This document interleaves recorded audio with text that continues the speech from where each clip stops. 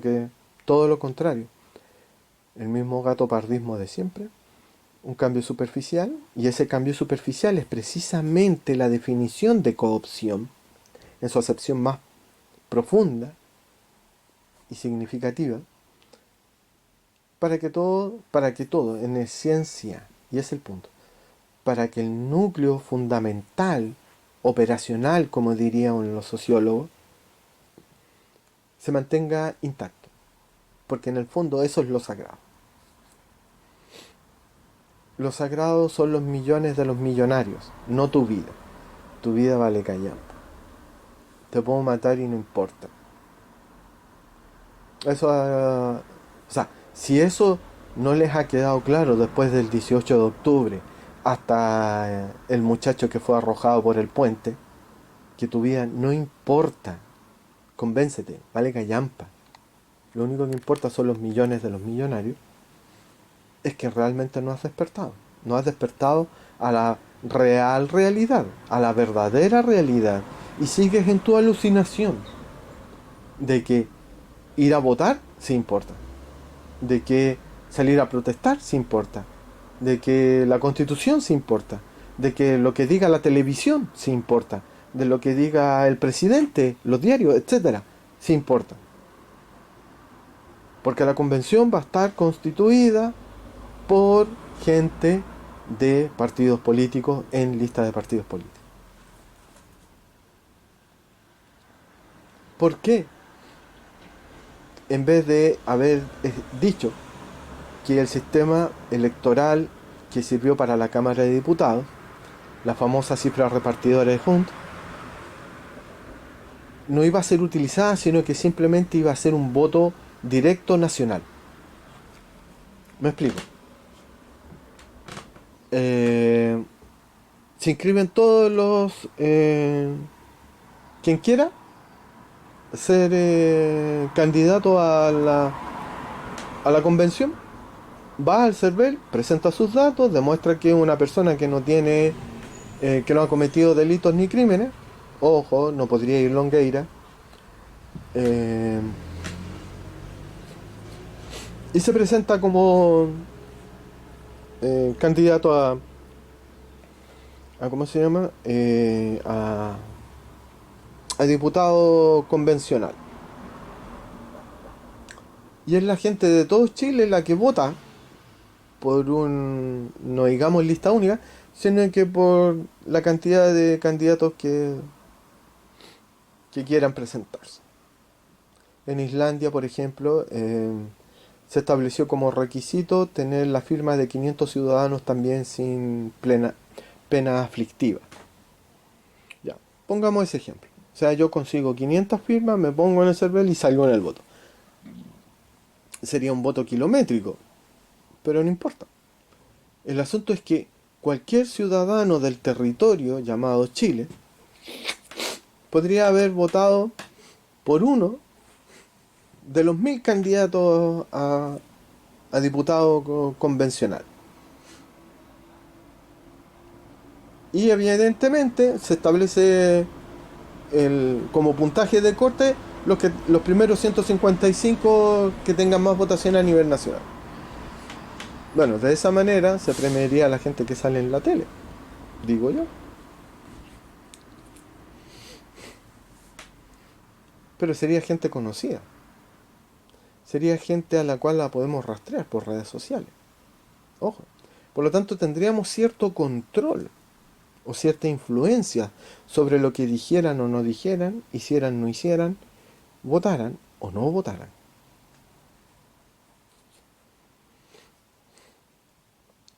Por lo tanto, la gente se habría ahorrado el hacer campaña, porque la campaña ya estaría hecha por la fama ya obtenida a través de los medios de comunicación. Por lo tanto, se habría ahorrado, y este es el punto, la influencia del dinero. Porque para ser diputado, en la actual Cámara, por ejemplo, la campaña más picante cuesta 50 millones de pesos y para una ciudad importante, Santiago, Concepción, Valparaíso, Viña del Mar, etcétera, etcétera, cuesta 100 millones.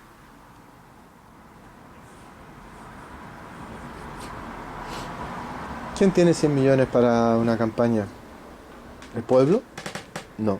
¿Los partidos políticos? Sí. Y si los partidos políticos no tienen el dinero, bueno, tienen a quien pedírselo. Lucy, Angelini, Mate, etcétera, etcétera. Ponce Lerú, que fue perdonado precisamente por todas las campañas políticas que él financió, obvio, que iba a ser perdonado.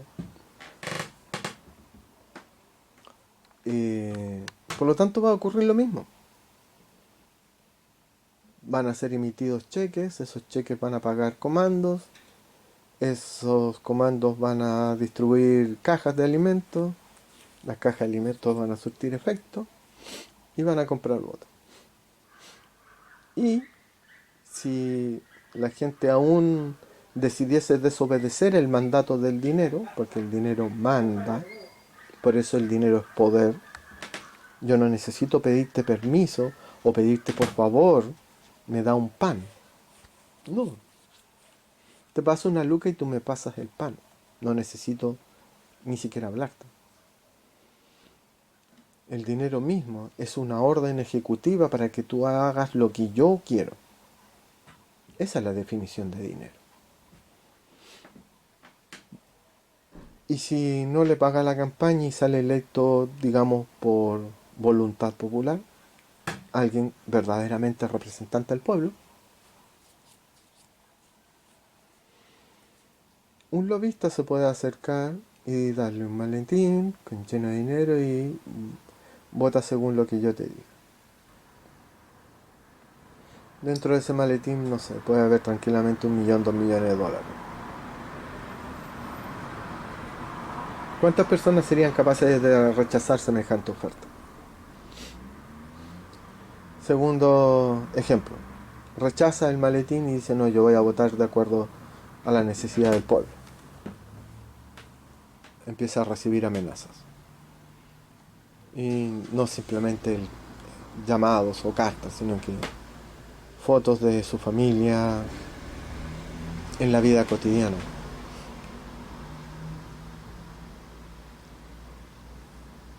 Una vez, no sé si alguien recuerda,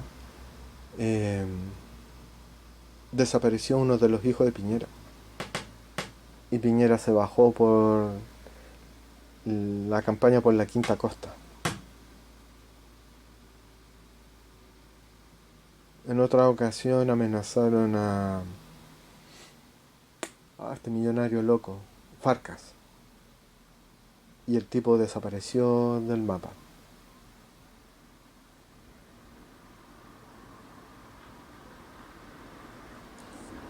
Plata o plomo, dicen los narcos. La sociedad patriarcal es una mafia. Lo dije al principio y ahí está demostrado. Y Dubái, donde ganó el rechazo, tiene suficientes miles de millones de dólares como para comprar a 155 pelagatos de un país subdesarrollado de mierda.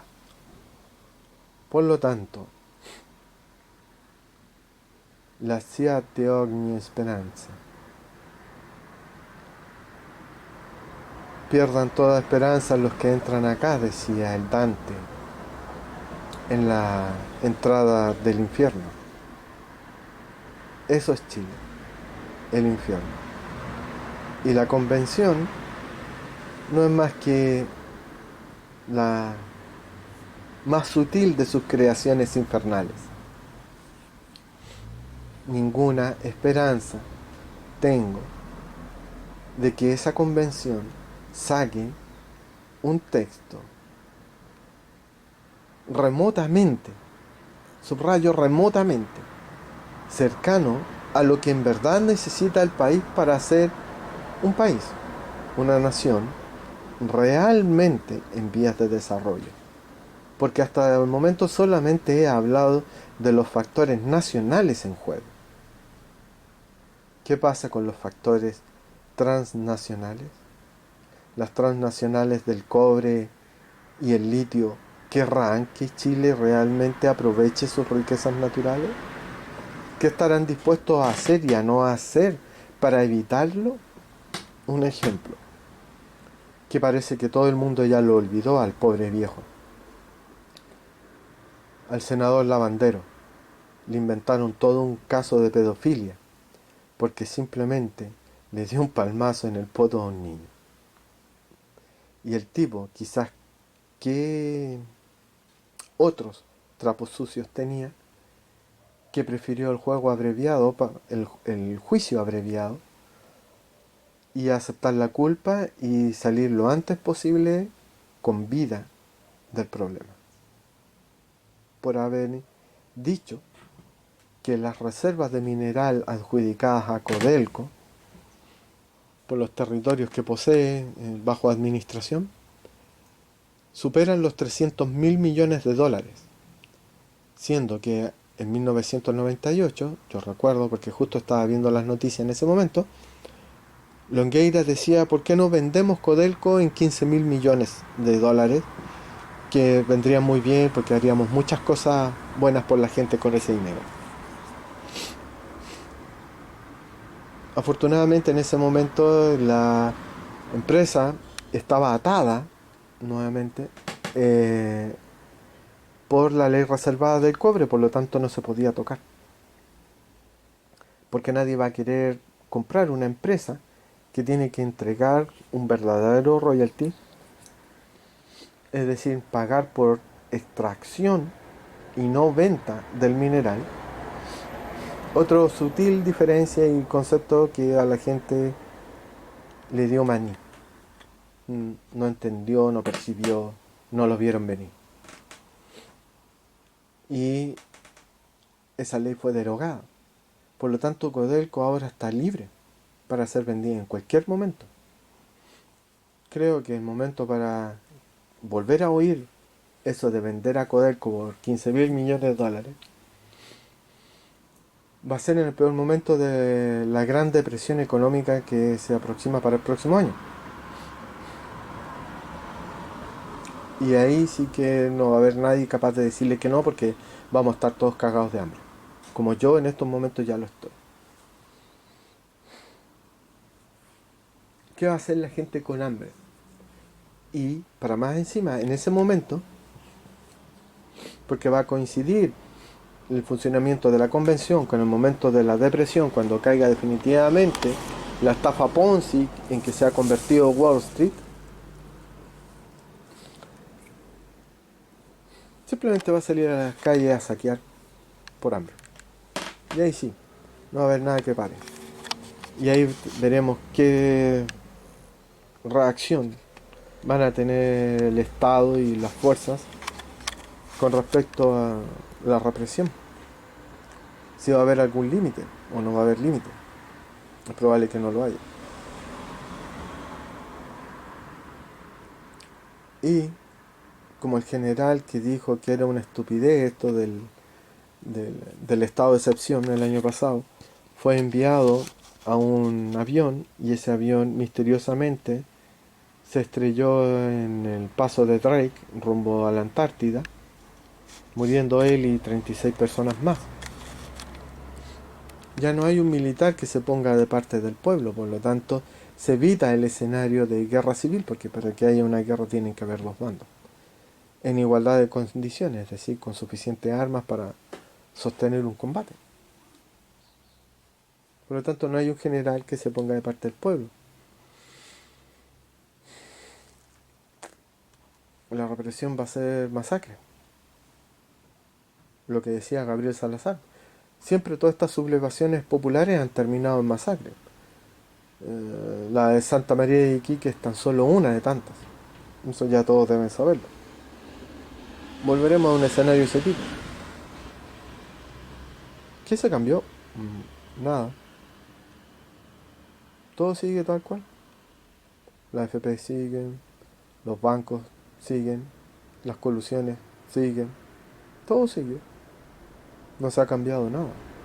Lo peor de todo es que ni siquiera se ha despertado mentalmente a darse cuenta de la complejidad del mundo y de cómo, por secretaría, con letras chicas, las grandes manifestaciones del pueblo son totalmente vaciadas de sentido, de significado, por carecer de resultados prácticos, y son anuladas.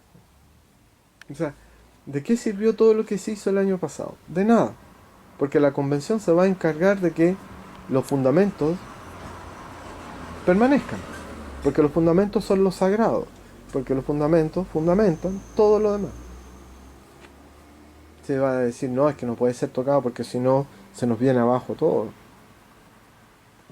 ¿Qué ha sido la excusa? Dirán, no, pero es que el 10%.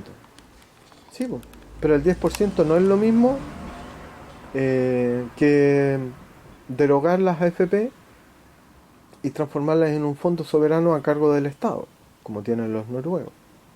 No, una cosa es una cosa y otra cosa es otra cosa. La gente tiene una vocación innata por confundir las cosas, por no pensar con claridad y distinción, como diría Descartes. Y ese es su principal error, esa es su debilidad, y por la cual el pueblo, unido o desunido, da lo mismo. Siempre será vencido. Siempre lo ha sido, siempre lo es y siempre lo será. Porque el pueblo no tiene idea de nada. Cae solo en las trampas, no se da cuenta nunca de nada, y 30 años después se viene a dar cuenta. Pero 30 años después, cuando ya pasó la vieja, ya murió la gente, ya se perdió la oportunidad de desarrollo. Chile jamás va a ser un país desarrollado, por la sencilla razón de que se exportan materias primas, materias brutas, no refinadas, no elaboradas. No se exporta tecnología. Cualquiera sabe